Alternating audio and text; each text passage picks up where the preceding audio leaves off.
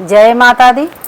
आज मैं आपके समक्ष लेके आई हूँ माँ दुर्गा का जागरण की कथा, महात्म्य और इसका महत्व क्या है, इसका पुण्य फल क्या है, ये सारी चीज़ें आपके समक्ष में लेके आई हूँ। आप लोग ध्यान लगा के सुने, आनंद लें और माता की भक्ति में लीन हो जाएं। तो सर्वप्रथम तो यह जान लें कि माता का जागरण क्या होता है। माता का जागरण ये होता है कि माता दुर्गा के भक्ति में हम लीन हो जाएं, उनके चरणों के आशीर्वाद के लिए उनके नाम का संकीर्तन करें, उनका कीर्तन करें, उनका जप तप करें। यही जागरण है, यही जागरण है कि हम अपने सोए हुए मन को, सोए हुए आत्मा को जगा लें और भगवान की प्राप्ति के लिए हम ऐसा कार्य करें कि माता रानी प्रभु प्रसन्न हो जाएं और हमारी सारी मनोकामनाएं पूर्ण कर दें। यही हमारा जागरण है और इसका यही महात्म्य है कि आप जागरण करते हुए सकारात्मक ऊर्जा को प्राप्त करें, ना कि वहाँ जाके सो जाएं और आपके अंदर जो भी मनोवांछित कामनाएं हैं वो सारी माता रानी प्रदान करती हैं। इसलिए माता का जागरण अवश्य करना चाहिए। नवरात्र के दिनों में तो बहुत ही उत्तम है, क्योंकि ये इसमें सिद्ध मुहूर्त होते हैं। हम इसमें कोई भी जप तप माता का करेंगे, कथा का श्रवण करें अथवा कथा वाचन करें, सबका मुझे उत्तम फल की प्राप्ति होती है। तो इसलिए आज हम जागरण की कथा सुनाएंगे आपको और जागरण में कही जाने वाली बातों का मनन करें, ध्यान करें। यही सर्वोत्तम फल की प्राप्ति का हेतु है। तो आप सुने, माता का 7 श्लोकों में जो बड़ाई की गई है कि माता के चरणों में सभी देवी देवता विद्यमान हैं। अगर माँ शक्ति नहीं है तो देवता शक्तिमान भी नहीं है। माता दुर्गा के, माता रानी के संगति से, माता रानी की शक्ति से ही देवता चलते हैं। देवता का कोई भी काम बिना देवी के पूर्ण नहीं होता है। यह संसार प्रभु ने यही बसाया है कि शिव और शक्ति दो हैं। शिव और शक्ति के बिना कोई कार्य पूर्ण नहीं हो सकता। इसलिए यही बताया गया है कि माता रानी का हमेशा आप स्मरण करें, ध्यान करें, जप करें, तप करें और अपने मनोवांछित फल की प्राप्ति करें, क्योंकि उन्हीं की कृपा से वो चाहती हैं तभी कुछ होता है। वो चाहेंगी तो आपको मोह के गर्त में ढकेल देती हैं, वो चाहती हैं तो आपको मुक्ति कर देती हैं, क्योंकि वही मुक्ति भुक्ति सब प्रदायिनी है और कुछ है नहीं इस संसार में।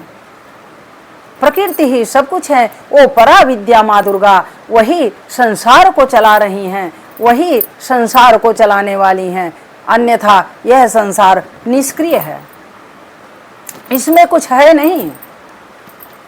तो आप अब कथा की तरफ चलते हैं। सर्वप्रथम माता के 7 श्लोकी दुर्गा का वाचन करेंगे, उसके उपरांत कथा श्रवण करिए। तो सुनिए। ज्ञानिनामपि चेतांसि देवी भगवती ही सा बलादाकृष्य मोहाय महामाया प्रयच्छति। दुर्गे स्मृता हर्षिषे भीतिं शेष जंतो स्वस्थै स्मृता मतिमतीव शुभां ददासि। दारिद्र्य दुख भय हारणिका तो धन्या सर्वोपकार करणाय सदार्ध चित्ता। सर्वमंगल मांगल्ये शिवे सर्वार्थ साधिके शरण्ये त्र्यंबिके गौरी नारायणी नमस्तुते। शरणागत दीनार्थ परित्राण परायणे सर्वस्यार्ति हरे देवी नारायणी नमस्तुते। सर्वस्वरूपे सर्वेशे सर्वशक्ति समन्विते भयस्त्राहिनो देवी दुर्गे देवी नमस्तुते। रोगान शेषान पहंसि तुष्टा, रुष्टा तु कामान सकलान भीष्टान। त्वमाश्रितानां न विपन्नानां, त्वमाश्रिता ह्याश्रयतां प्रयान्ति। सर्वा बाधा प्रशमनं त्रैलोकेष्वखिलेश्वरी, एवमेव द्वया कार्यं द्वय विनाशनम। जय महामाया की, जगत जननी की जय जयकार हो। तो सुने, जो भी त्रुटियां हुई हों उसे माता रानी क्षमा करें।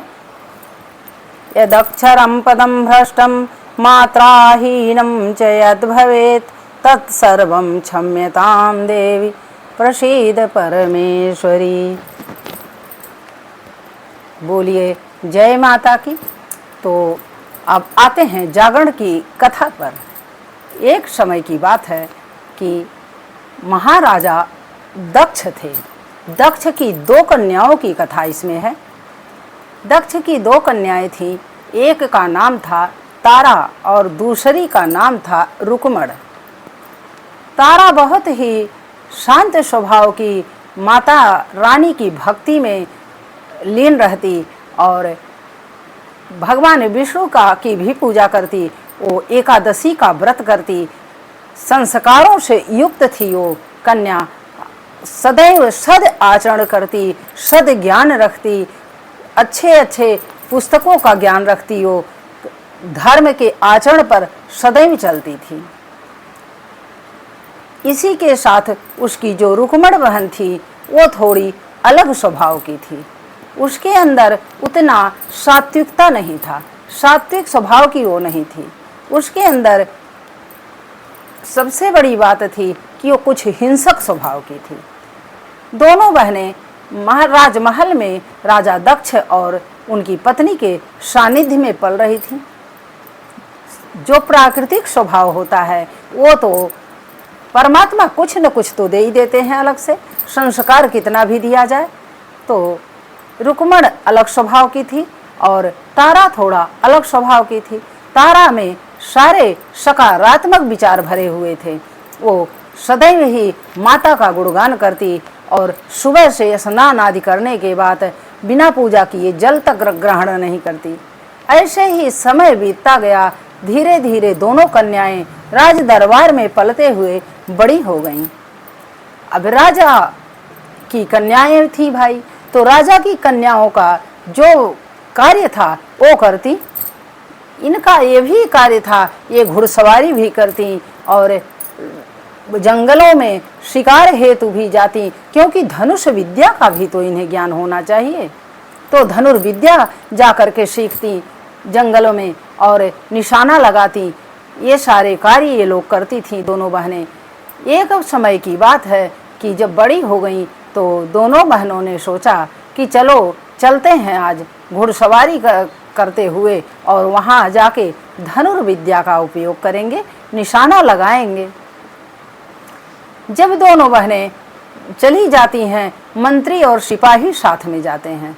मंत्री और सिपाही जाते हैं साथ में, किंतु सुबह से निकली हुई कन्याएं जा कर के जंगलों में इधर उधर धनुर्विद्या का उपयोग करती हैं, निशाना लगाती हैं। उन्हें कोई शिकार भी नहीं मिलता और वो शाम हो जाता है।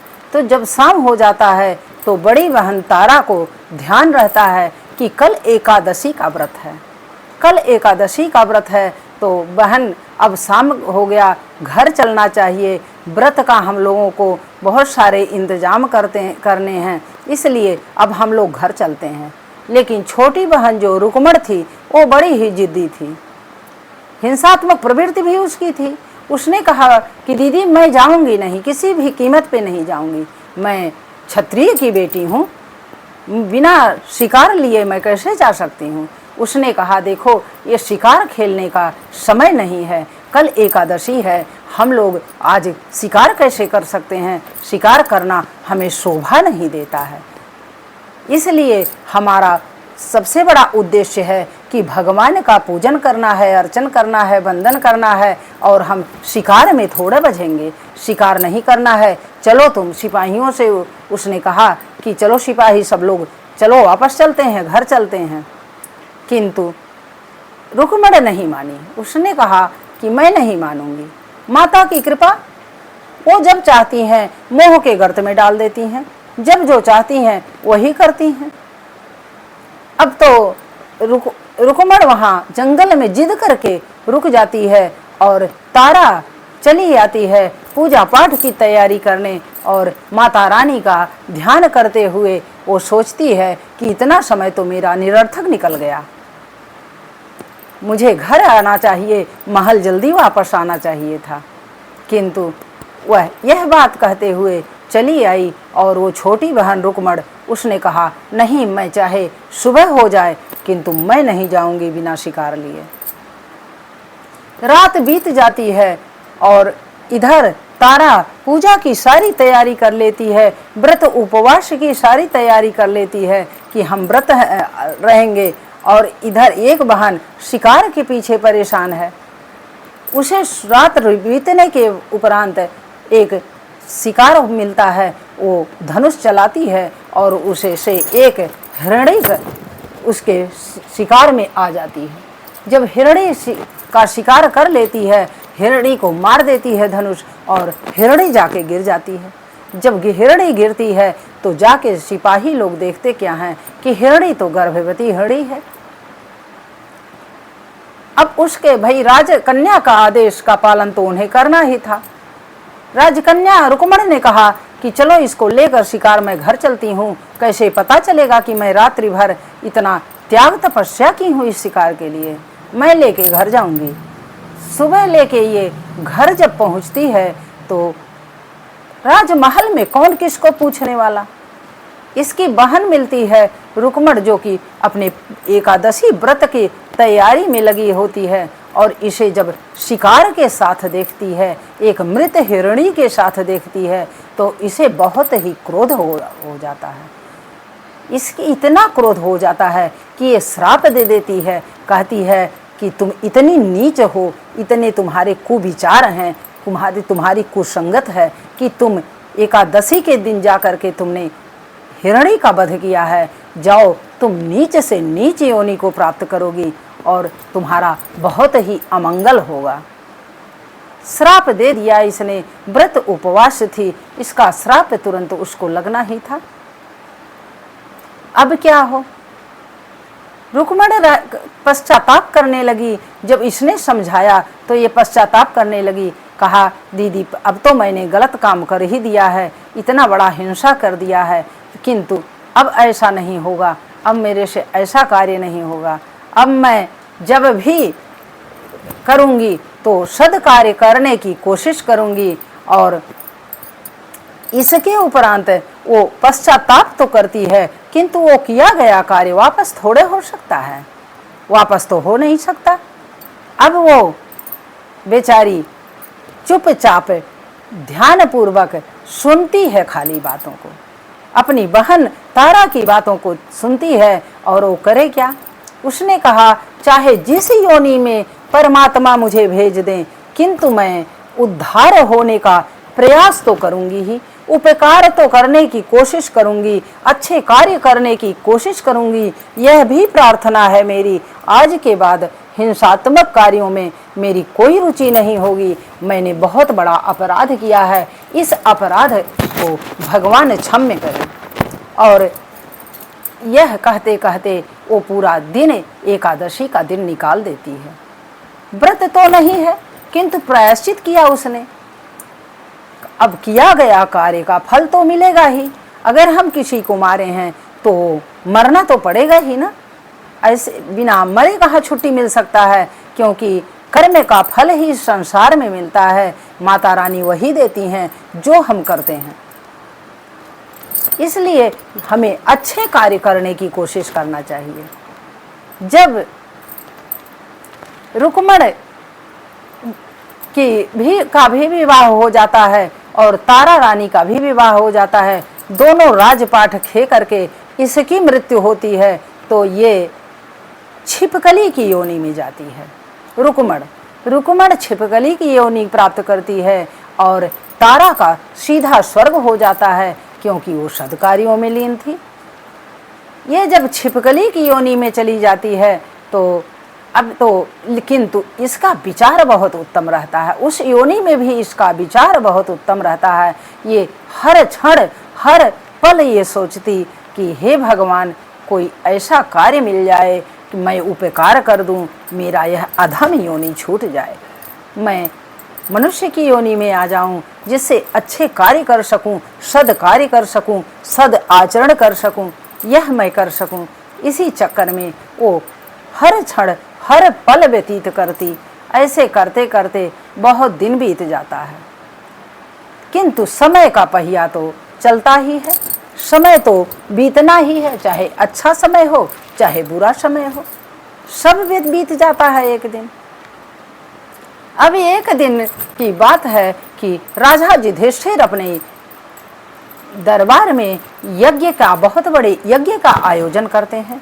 जब यज्ञ का आयोजन करते हैं, उस यज्ञ में बहुत बड़ा भंडारा होता है, बहुत बड़ा भंडारा होता है। तो उस भंडारे में सबको निमंत्रित करते हैं।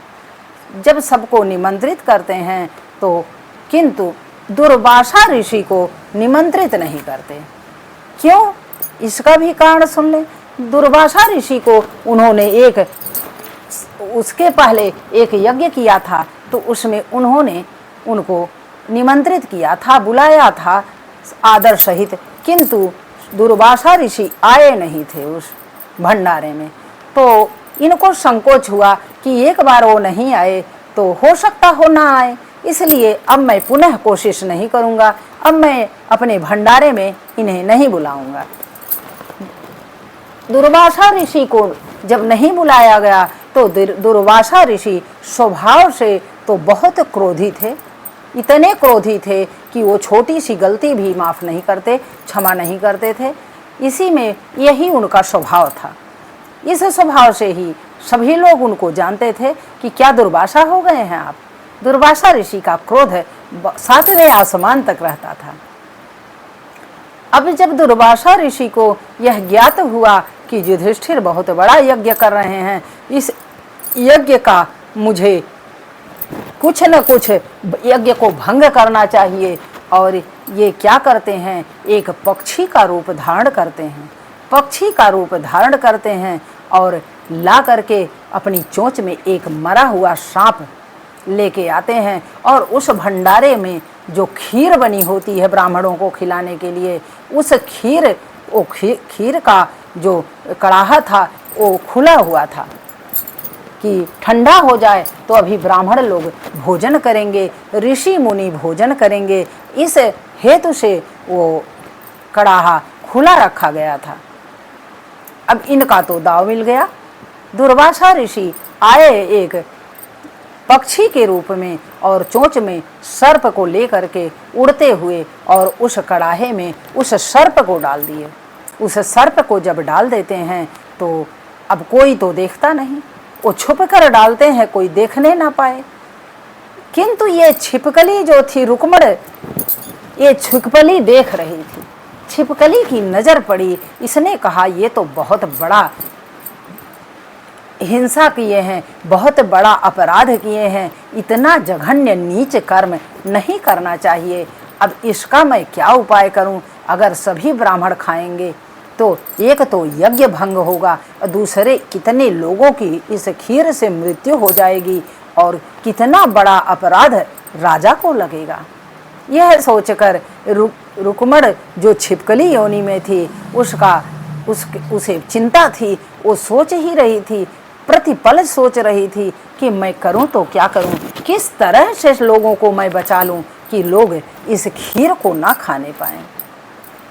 अब इसी ऊहापोह में वो छिपकली जाती है, उसी दीवार पर रहती है जहाँ खीर का भगोना या कड़ाहा रखा गया था, वहीं पे ये रहती है। और जैसे ही खीर परोसने जाते हैं और उसने खीर परोसने के लिए सब लोग जुटते हैं कि अब खीर को निकाला जाए, खीर निकालने ही वाले थे, तैसे छिपकली अपना प्राण दे देती है, प्राण की आहुति दे देती है और उसी ही कड़ाहे में वो जाके गिर जाती है, कड़ाहे में गिर जाती है।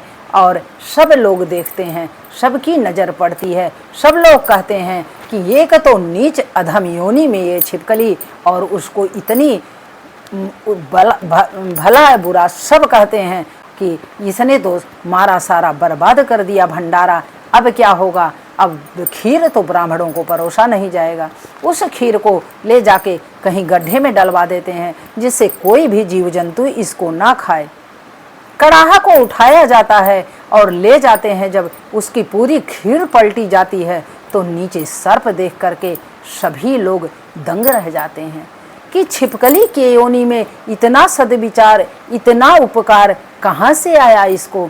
और सभी जितने ब्राह्मण जुटे हुए थे, जितने ऋषि मुनि जुटे हुए थे ब्राह्मण भोज करने के लिए, वो सभी सामूहिक वंदना करते हैं, भगवान से प्रार्थना करते हैं कि हे प्रभु इसकी अधम योनि से इसको मुक्त कर दें, यह इसने बहुत बड़ा उपकार किया है, इसने इतना बड़ा उपकार कर दिया कि हम लोगों का जीवन बच गया, नहीं तो हम लोग जीवन से बाहर चले जाते, हम लोगों की मौत हो जाती और यज्ञ तो अलग से भंग होता। अब सबके प्रार्थना के प्रभाव से, सबके सामूहिक प्रार्थना के प्रभाव से, उसके उपकार के कर्म के प्रभाव से अगले जन्म में उसे मनुष्य का जन्म मिला। और इधर तारा जो थी स्वर्ग लोक का सुख भोग चुकी, और जब स्वर्ग लोक का सुख उसके पुण्य खत्म हुए, पुण्य समाप्त होते हैं, तो उसे मनुष्य की योनि मिलती है और वो अयोध्या के राजा हरिश्चंद्र की पत्नी तारा बन के आती है। और इधर जब ये रुक्मण जो छिपकली थी, इसका जन्म जब होता है तो ये एक नीच योनि में होता है, एक भंगी के यहाँ पैदा होती है। एक वाराणसी में एक सफाई कर्मी होता है, उसका नाम था सेवक राम। तो सेवक राम की बेटी बनके वो पैदा होती है। सेवक राम की बेटी बनके जब पैदा होती है, पैदा नहीं होती है, पैदा तो होती है वो राजा स्पर्श के यहाँ, किंतु उसे सुख तो लिखा नहीं था राज घराने का, क्योंकि शापित थी वो।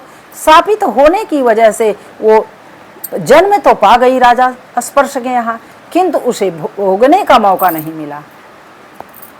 ऐसी बात हुई कि जब राजा स्पर्श के यहाँ कन्या रत्न के रूप में रुक्मण पैदा होती है, तो वो ज्योतिषियों से इसका जन्म पत्रिका दिखाते हैं, पूछते हैं कि हमारी ये कन्या कैसी है, क्योंकि मैंने तो पुत्र की इच्छा की थी, पुत्र तो हुआ नहीं। वो दुखी मन से उन्होंने जब इसकी जन्म पत्रिका दिखाई तो ज्योतिषी तो चाटुकार हो जाते हैं कहीं कहीं, और राजा के ज्योतिषी जो होते हैं वो तो अधिक ही हो जाते हैं। अब उन्होंने कह दिया कि हे प्रभु इस कन्या को आप त्याग दीजिए अथवा वध करवा दीजिए, नहीं तो यह कन्या आपके लिए बिल्कुल सही नहीं है, यह आपका अहित करने के लिए पैदा हुई है। राजा की बात कौन टालता, राजा ने आदेश दे दिया कि इसका वध कर दिया जाए, किंतु माँ की ममता बहुत कठिन होती है। रानी जो थी राजा स्पर्श की पत्नी, उन्होंने कहा कि मंत्रियों से कि कदापि ऐसा नहीं करना है, किसी कन्या का वध मैं नहीं होते देख सकती, ऐसा नहीं किया जाएगा, मैं इसका एक विकल्प ढूंढती हूँ। और वो विकल्प क्या ढूंढती हैं कि एक सोने के संदूक में ले जाके, अरे काठ के संदूक में सोने चांदी रख करके, बहुत सारे वस्त्र आभूषण रख करके उसी में कन्या को रख देती हैं और कहती हैं कि नदी के में डाल दो, कोई पाएगा तो कम से कम पालन पोषण कर लेगा, हमारी कन्या जीवित तो रहेगी, जीने का तो उसे अधिकार होना चाहिए। और मंत्री वही करते हैं, रानी का आदेश ले जाते हैं, उन्हें उस संदूक को ले जाते हैं, नदी में दहा देते हैं। जब नदी में बहा देते हैं तो वहाँ सेवक राम सफाई कर्मी जो था वाराणसी में, वह उसे देखता है, स्नान करने प्रतिदिन वो सुबह जाता है और भगवान का भजन करता है। भगवान की भक्ति उसके बहुत आत्मा में बसी हुई थी। वह भगवान का बहुत बड़ा भक्त था, किंतु उसके कोई संतान नहीं थी। अब वो गया अपना, देखता है कि संदूक लगा हुआ है किनारे नदी के तट पे आके, तो वह संदूक को उठा लेता है, कहता है देखें इसमें है क्या। जब देखता है तो उसमें बहुत सारे सोने चांदी के आभूषण, वस्त्र और एक कन्या, नवजात शिशु को वो देखता है तो वो तो बहुत हर्षित हो जाता है, उसकी आत्मा प्रफुल्लित हो जाती है और वो कहता है चलो अब मैं अपनी पत्नी को दूंगा। वो माता रानी ने स्वयं मुझे दे दिया है एक कन्या, अब मैं इसका पालन पोषण करूंगा। अब उसका पालन पोषण करता है इधर, और पालन पोषण करता है, समय बीतता जाता है और वो कन्या जब बड़ी होती है तो इसी राजा हरिश्चंद्र के दरबार के यहाँ अयोध्या में ही और उसका विवाह कर देता है। उसका विवाह कर देता है और उसका नाम होता है रुक्को। अब रुक्मण से वो रुक्को उसका नाम हो जाता है। इस जन्म में जब रुक्को आती है अपने सास ससुर के यहाँ तो बहुत ही उसका वही आचरण था कि वो हमेशा भगवान की भक्ति में लीन रहती, माता रानी का आराधना करती और सत्संगति में जो थी भाई उसके माता पिता माता रानी के पुजारी थे, भगवान के बहुत बड़े भक्त थे। वो उसी संस्कार में पली हुई थी और वो चीज़ें उसने माता रानी से मांगा भी था पूर्व जन्म में कि हे माता अब अहिंसा परमो धर्म है, मैं चाहती हूँ, मैं हिंसात्मक प्रवृत्ति को त्याग देना चाहती हूँ, हे माता मुझे कृपा करके ऐसा आचरण दीजिएगा। उसने मांगा था, इसलिए उसे प्राप्त हुआ। जो हम मांगते हैं वह जरूर प्राप्त होता है, बस हमें धैर्य और संयम की जरूरत होती है। अब जब इसका विवाह यहाँ हो जाता है और राजा हरिश्चंद्र के यहाँ तारा जो थी वो बहुत ही सदाचरण वाली थी। पूर्व जन्म का भी उनका वही था आचरण और इस जन्म में भी। जब तारा रानी के यहाँ इसकी जो रुक्को थी, इसकी सास काम करती थी, सफाई करने आती थी। एक दिन समय बीता, एक दिन उसकी सास बीमार पड़ गई। सास जब बीमार पड़ जाती है तो उसने अपनी बहू रुक्को से कहा कि रुक्को जा तू सफाई करे राजमहल में, आज मेरी तबीयत नहीं ठीक है, मुझे अच्छा नहीं प्रतीत हो रहा है, मैं नहीं जा पाऊंगी, तू ही चली जा। रुक्को तो अच्छी बहू थी, आज्ञाकारी बहू थी, अपने घर की बहुत ही खुश मिजाज लड़की थी। वो तुरंत कहा कि माता जी मैं जाती हूँ, कोई दिक्कत नहीं है, मैं जा रही हूँ राजमहल, सफाई करके अभी आ जाऊंगी। और संयोग की बात है कि उसका विवाह हुए 4-5 साल बीत गए थे, लेकिन उसके कोई संतान नहीं हो रहा था, क्योंकि पूर्व जन्म के जो कर्म होते हैं हमारे साथ चलते हैं, कहीं ना कहीं उसको तो भोगना ही है। अब जब आती है राजमहल में आती है तो तारा रानी का जब पड़ता है दृष्टि इसके ऊपर तो वो तारा रानी देख करके मोहित हो जाती हैं उसको। इतनी सुंदर कन्या, इतनी सुंदर आचरण, ये सफाई कर्मी की लड़की है, वो बहू है, उसके पास उसको बुलाती हैं और उसके पास बैठती हैं और पूछती हैं तेरा नाम क्या है, और बताती है कि मेरा नाम रुक्को है। उन्हें पूर्व जन्म की सारी बात याद आ जाती है और वो ध्यान करती हैं माता का, तो उन्हें पता चल जाता है कि यह मेरी बहन रुक्को ही है, रुक्मण ही है। और उसे कहती हैं कि अब तू ही आया कर हमारे घर की सफाई करने, और तू बहुत अच्छी है, तुम मेरी बहन पूर्व जन्म में थी। धीरे धीरे समय बीतता है तो प्रतिदिन तारा रानी से बिना बात किए, बिना साथ में बैठे वो जाती नहीं वापस, क्योंकि बहन का प्रेम था। एक दिन उसने कहा कि देखिए दीदी, मेरे पास कोई संतान नहीं है। तारा रानी ने कहा कि जा, तू भी माँ की भक्त है, मैं भी माँ की भक्त हूँ, तो माता रानी से कह दे, प्रार्थना कर ले कि हे माता, मुझे एक पुत्र की प्राप्ति हो जाए, आपकी दया अगर हो जाएगी तो मैं जागरण करवाऊंगी। उसने कहा, प्रार्थना कर दिया। और रुको ने जब यह प्रार्थना किया तो माता की कृपा हुई, साल 2 साल के अंदर ही उसके पुत्र उत्पन्न हो गया। जब पुत्र हो जाता है तो अब उस नीच योनि में कहाँ उनके घर कोई पंडित पुजारी जाने वाला उस समय था, कोई जाता ही नहीं था। पुजारी ये बंदिश था कि छोटों के नीचों के घर में पंडित पुजारी नहीं जाते थे उस समय। अब यही सब सोच करके उसको याद भी था तो उसने कहने की कोशिश नहीं किया कि मैं कहूँ तो कैसे कहूँ, मेरे घर आएगा कौन जागरण करवाने, मैं माता का जागरण कैसे करवाऊँ। यही सोच विचार के वो चुपचाप रही और कुछ बोलती नहीं थी।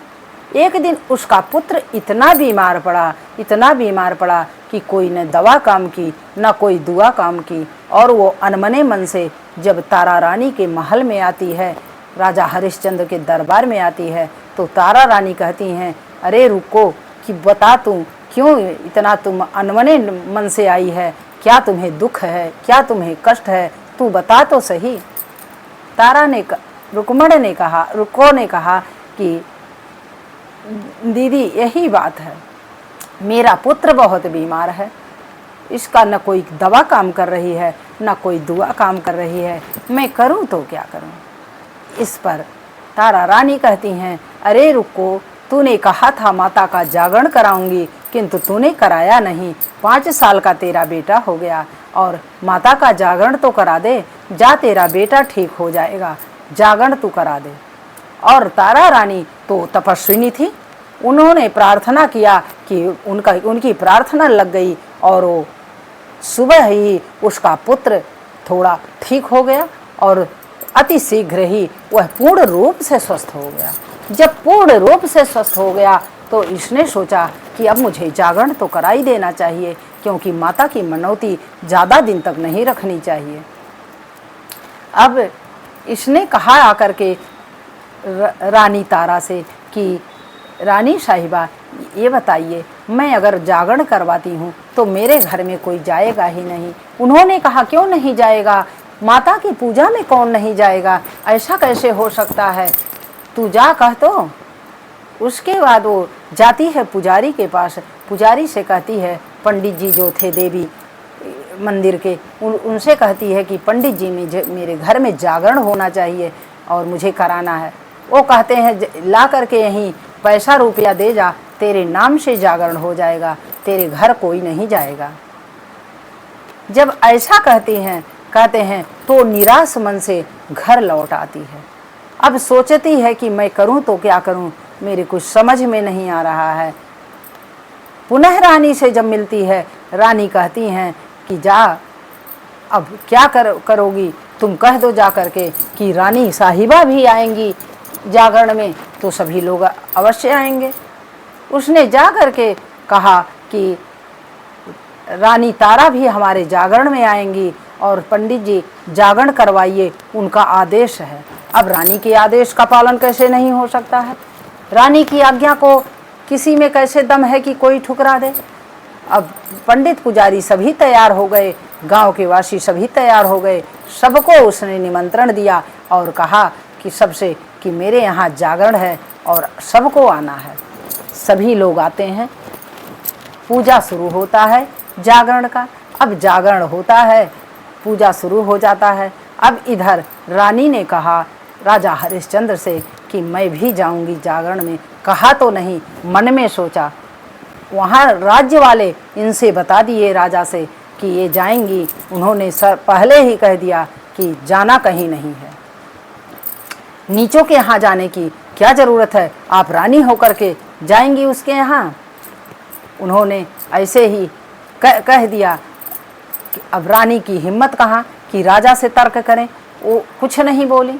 उन्होंने माता जगदम्बा से प्रार्थना किया, माता जगदम्बा से कहा कि हे माते, आप ही चाहोगी तो आपके जागरण में अवश्य मैं पहुँच जाऊँगी, अन्यथा कोई विकल्प मेरे पास नहीं है। और अगर मैं नहीं पहुँचूँगी तो उसका सब भराभंड हो जाएगा, उसके जागरण में कोई न प्रसाद ग्रहण करेगा, न आपका वो जागरण संपूर्ण होगा। तो इसलिए हे माता, कोई ऐसा उपाय करें कि राजा सो जाएं और मैं जागरण में चली जाऊं। अब माता तो भाई सबकी माता है, जगत जननी है, वो क्या नहीं कर सकती हैं। तो क्या हुआ?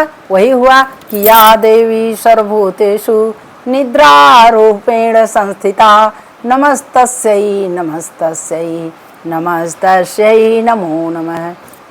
उसके बाद राजा को नींद आ जाती है। राजा जबकि एक उपाय भी करते हैं कि अपनी अंगुली काट करके और उस पर दवा लगा के लेटते हैं कि जिससे मुझे नींद ना आए और रानी जाने ना पाए, किंतु उसके उपरांत भी राजा को नींद आ जाती है। जब नींद आ जाती है, रानी धीरे से अपना खिड़की के रास्ते निकल जाती हैं। जब निकल जाती हैं तो हड़बड़ी में जल्दी जल्दी में रास्ते में उनका एक हाथ का कंगन और एक बटुआ जो ली थी वो बटुआ गिर जाता है। जब गिर जाता है तो अब वहाँ पहुँचती हैं। उन्हें कहाँ के हाल, उन्हें तो माता के चरणों में लौ लगी हुई थी कि मुझे पहुँचना चाहिए किसी भी कीमत पर। जब जाती हैं वहाँ पे पूरा जागरण रात्रि का हो जाता है और वो प्रसाद बंटने लगता है। बहुत ही अच्छे ढंग से होता है, सब लोग बहुत प्रसन्न होते हैं क्योंकि रानी साहिबा जो आ गई थी। और जब प्रसन्नता पूर्वक सारे कार्य संपन्न होते हैं तो प्रसाद जब रुक को देती है तो प्रसाद को अपने रुमाल में बांध करके अपने बैग में रख लेती हैं। और जब बैग में रख लेती हैं उस रुमाल में बांधे हुए प्रसाद को, तो सभी लोग प्रश्न उठाते हैं कि रानी प्रसाद नहीं खा रही हैं, तो अगर ये प्रसाद नहीं ग्रहण करेंगी तो हम लोग भी नहीं इस प्रसाद को ग्रहण करेंगे। रानी ने कहा, अरे क्या बात करते हो, प्रसाद तो मैंने राजा के लिए रखा है, मुझे ला दे, तू प्रसाद दे, मैं खाऊंगी, मैं यहाँ खा के जाऊंगी। और रानी प्रसाद को ग्रहण करती हैं और जय जयकार बोलती हैं। सभी लोग प्रसाद को ग्रहण करते हैं और रुक्कों का जागरण पूरा होता है। भक्ति में बड़ी शक्ति होती है। अगर हमारा अंतर मन है तो हम सभी कार्य संपन्न कर लेंगे। अंतर मन में अगर प्रभु की भक्ति है, माता जगत जननी की भक्ति है, तो हमारे कार्य अवश्य संपन्न होंगे। बस सद कार्य होने चाहिए, यही होना चाहिए कि अच्छे कार्य करें, किसी को कष्ट न दें, किसी को दुख न दें, तभी आपका कार्य संपन्न होने का। नहीं तो अगर पूर्व जन्म का पुण्य है तब तो भाई आप जो भी करें सब कुछ होता रहेगा। अब रानी प्रसाद ग्रहण की और उन्होंने सोचा कि अब चलती हूँ, और उससे आज्ञा लेके जैसे कि चलने को होती हैं। और इधर क्या होता है कि राजा की नींद टूट जाती है। और राजा की जब नींद टूटती है तो देखते हैं कि बिस्तर पे रानी है ही नहीं। रानी जब बिस्तर पे नहीं है तो वो हड़बड़ी में उठते हैं और सीधे चले जाते हैं कि उसी के यहाँ गई होंगी। और कहाँ जाएंगी ये? जाते हैं तो रास्ते में देखते हैं इनके एक हाथ का कंगन मिलता है और उनका बटुआ मिल जाता है। और वो उसको उठा करके राजा लेके जाते हैं और पूरे क्रोध में रहते हैं कि इन्होंने ऐसा कार्य जो किया है। किंतु रानी को कोई प्रभाव नहीं, क्योंकि माता की छत्र छाया में वो थी। वो उधर से निकलती, उधर राजा जाते हैं और सारे कार्य को रानी के देखते हैं कि वहाँ प्रसाद बंटता है। और वो देखते हैं कि रानी प्रसाद को ग्रहण भी करती हैं और अपने थैले में रखती भी हैं। सारा क्रियाकलाप राजा देखते हैं। राजा देखने के बाद तब वापस इनके साथ आते हैं तो कहते हैं रानी से कि ये बताओ, ये तुमने क्या किया है? बिना मुझसे पूछे ये क्या कर दिया? रानी होकर के और आपको ऐसा नहीं कार्य करना चाहिए, क्योंकि हमारे सानिध्य में पूरी प्रजा है, पूरे राज्य के लोग हैं। आप ऐसा कार्य कैसे कर सकती हैं? ऐसे जैसे जहाँ हुआ ऐसे आप चल देंगी? आप एक रानी हैं, आपको अपनी अस्तित्व का ध्यान होना चाहिए। जब राजा समझाने लगते हैं और समझाने लगते हैं, रानी ने कहा कि लीजिए, अरे गुस्सा छोड़िए, प्रसाद तो ग्रहण कर लीजिए। जैसे प्रसाद रानी देती हैं, राजा कहते हैं मैं नहीं तेरा प्रसाद ग्रहण करूँगा। और प्रसाद जब खोलता है राजा और फेंकने को सोचता है तो देखता है कि प्रसाद नहीं, उसमें फूल हो जाते हैं। उसमें 2-3 फूल हो जाते हैं और अक्षत हो जाता है। और अक्षत और फूल हो जाता है। और तब तो राजा अवाक हो जाते हैं कि माता की अनुकंपा ऐसी। और वहीं क्षमा मांगते हैं, और वहीं जो अक्षत उनके हाथ से और फूल दोनों गिर जाता है, वहीं देवी माता का मंदिर बनता है बाद में। तो माता रानी की कृपा बहुत ही बड़ी है, उनकी महिमा अपरंपार है। उनकी महिमा का के आप दास बने, ना कि परीक्षक बन जाएं।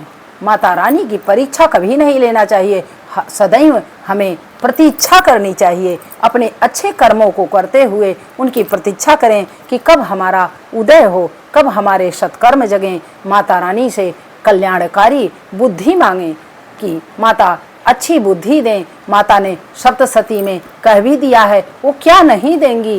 ये भी तो कहा गया है कि या देवी सर्वभूतेषु बुद्धि रूपेण संस्थिता नमस्तस्यै नमस्तस्यै नमस्तस्यै नमो नमः।